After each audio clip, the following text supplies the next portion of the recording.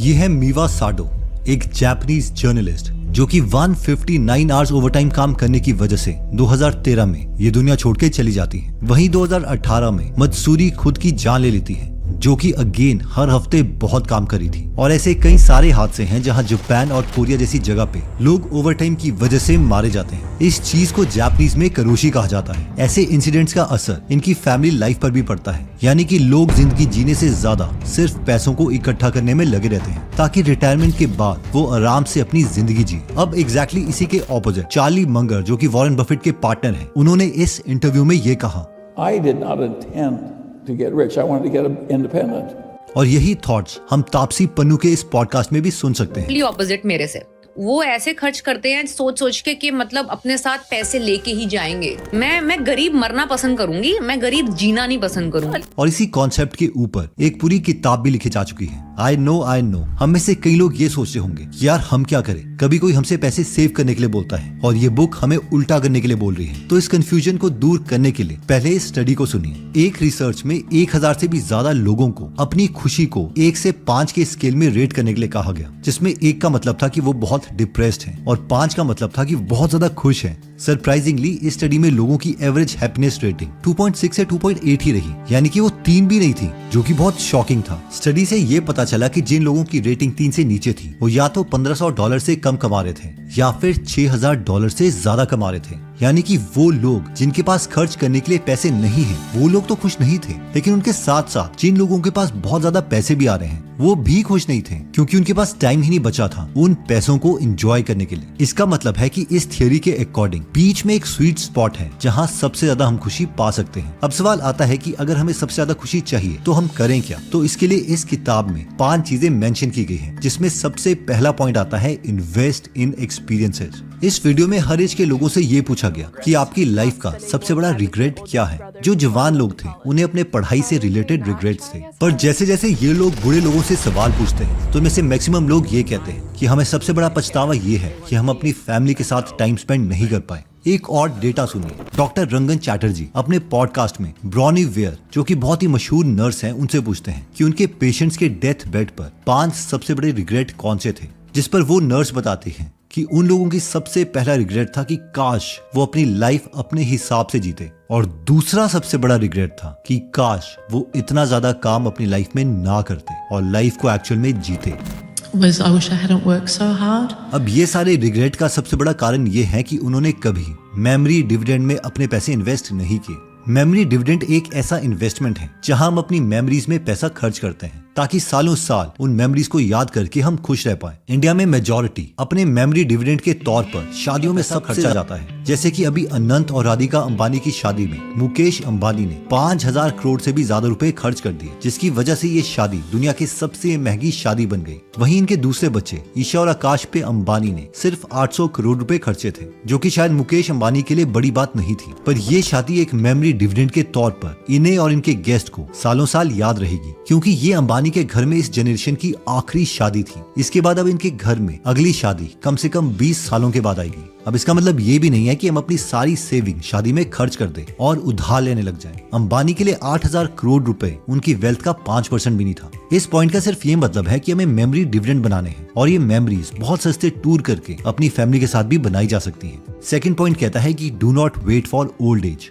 Stephen Stern अपने काम की वजह से ओवरवेट थे और इसकी वजह से वो बहुत परेशान रहते थे। जब वो जवान थे तब उन्होंने जिम जाकर वेट लॉस किया था और एकदम फिट हो गए थे, लेकिन फिर कुछ टाइम के बाद उन्होंने जिम छोड़ दिया, जिनकी वजह से उनका वेट दोबारा से बढ़ गया। पर फिर जब वो सालों बाद रिटायर हुए तब उन्होंने वापस अपना वेट लॉस करने की ठानी, पर तब तक उनके शरीर में इतनी सारी प्रॉब्लम्स हो गई थी जिसकी वजह से वो इंटेंस ट्रेनिंग नहीं कर पा रहे थे। पर फिर भी स्टीफन ने हार नहीं मानी और धीरे धीरे अपनी ट्रेनिंग कंटिन्यू रखी, जिसके बाद जो सालों से उनकी नी पेन थी वो भी चली गई। स्टीफन अब वो सारा काम कर सकते हैं जो एक 30 साल का जवान कर सकता है। पर इन्वेस्टमेंट अगर वो अपनी हेल्थ पे पहले करते तो शायद आज उन्हें अर्थराइटिस जैसी बीमारी ही नहीं होती। यहाँ तक कि बॉल स्टेट यूनिवर्सिटी के हिसाब से जो लोग अपनी जवानी में एक्सरसाइज करते हैं वो 70 और उसकी बाद वाली उम्र में बहुत हेल्दी रहते हैं दूसरे लोगों के कंपैरेटिवली। यानी कि अगर हम अपने हेल्थ में 20s में ही इन्वेस्ट करते हैं तो उसका भी बेनिफिट हमें ओल्ड एज में देखने को मिलता है। हमें बूढ़े होने का इंतजार नहीं करना चाहिए। इसके लिए एक और अमेजिंग एक्सपेरिमेंट है जिसे कहा गया द ग्रेट ब्रेन एक्सपेरिमेंट। इस स्टडी में 25,000 लोगों को एक ऐप की मदद से डिफरेंट गेम्स खिलवाई गई। इस ऐप में कई सिंपल गेम थी जिसमें रिस्क कम था और कई गेम्स में रिस्क ज्यादा था, जैसे कि गैम्बलिंग एक्सेट्रा। जब रिजल्ट्स बाहर आए तो रिसर्चर्स को ये पता लगा कि जो बूढ़े पार्टिसिपेंट थे वो गेम में ज्यादा रिस्क नहीं ले रहे थे, वहीं जवान लोग बहुत रिस्क ले रहे थे। और इसी वजह से हमें 20s और 30s में ज्यादा रिस्क लेना चाहिए, जिससे हमें फ्यूचर में ज्यादा रिटर्न मिल पाए। अब ज्यादा रिस्क लेने का मतलब ये नहीं है कि पहाड़ से हम कूद जाएं या फिर 10 लोगों के परिवार में अगर सिर्फ हम ही कमाने वाले हैं तो हम नौकरी छोड़ दें। रिस्क लेने का मतलब ये है कि हम डर डर के ना जिए। फॉर एग्जाम्पल, लेट्स से आपका अच्छा खासा बिजनेस चल रहा है, फिर भी आप अपने परिवार के साथ कोई वेकेशन नहीं लेते या किसी शादी में नहीं जाते, क्योंकि आपने अपने मन में ठानी है कि जब तक मेरे अकाउंट में 3 करोड़ नहीं होंगे मैं कहीं नहीं जाऊंगा। अब खुद की ईगो के लिए फैमिली को टॉर्चर मत करो। I hope you got the idea कि रिस्क का मतलब क्या है।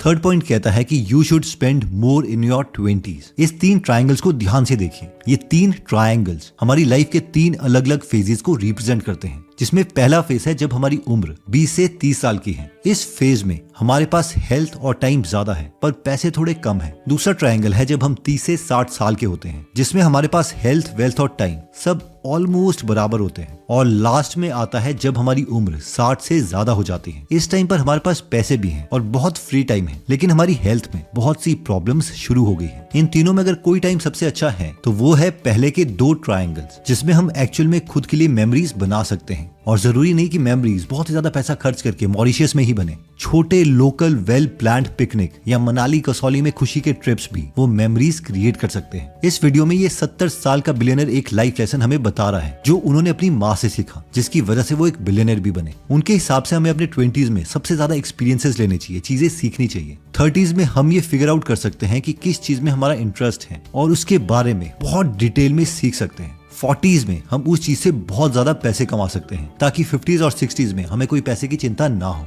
अब हमें से कई लोग सोच रहे होंगे कि रिसर्च कहाँ है, तो इस स्टडी को सुनिए।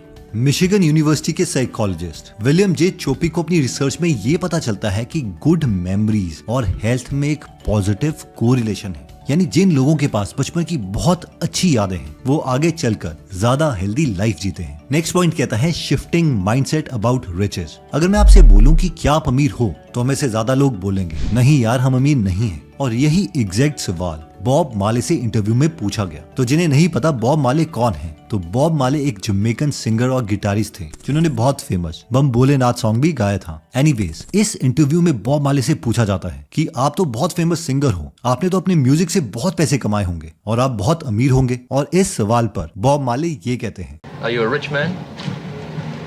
When you mean rich, what you mean? Do you have a lot of possessions? A lot of money in the bank? Position make you rich?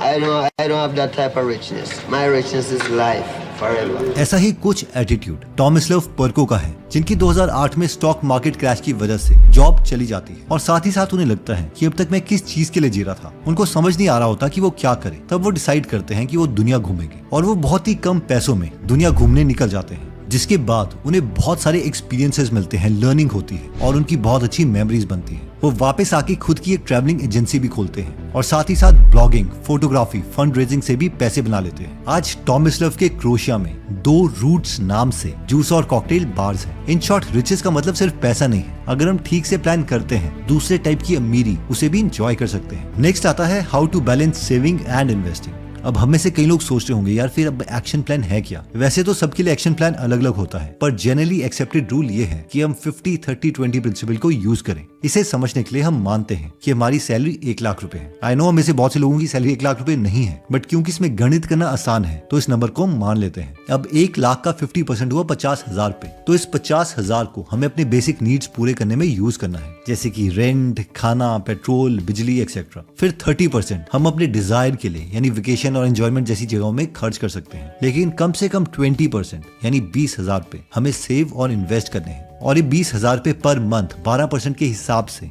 20 सालों में बहुत बन जाते हैं। अब इसका रिवर्स भी हम कैलकुलेट कर सकते हैं कि 20 सालों के बाद अगर हम हर महीने 50,000 रुपए निकालें तो कितने टाइम तक हमारे ये पैसे चलेंगे। अगर बैंक से उस वक्त भी हमें 7% रिटर्न मिल रहा होगा अपने फाइनल अमाउंट पर। इसे SWP कहा जाता है, यानी सिस्टमैटिक विड्रॉल प्लान। अब हाँ, मैं जानता हूँ कि इसमें मैंने इन्फ्लेशन, टैक्स और ये सब चीजें नहीं ऐड की है। ये एग्जाम्पल मैंने सिर्फ थिंकिंग मॉडल समझाने के लिए लिया है। आप इन कैलकुलेटर को यूज करके खेल सकते हैं और जो भी वेरिएबल्स आपको लगता है आप इसमें ऐड कर सकते हैं, बट ओवरऑल गेम यही है। अब हो सकता है कई लोग कमेंट कर रहे होंगे कि यार आपने भी इतनी सारी वीडियोस बनाई है जिसमें आप कहते हो कि सेविंग करो। इसका मतलब मेरे लिए यही है कि या तो आपने 1 पूरी वीडियो नहीं देखी या फिर 2 आपको वीडियो समझ ही नहीं है। देखिए, रियल लाइफ के सवालों का आंसर हाँ या ना में नहीं होता। ये एक बैलेंसिंग एक्ट है कि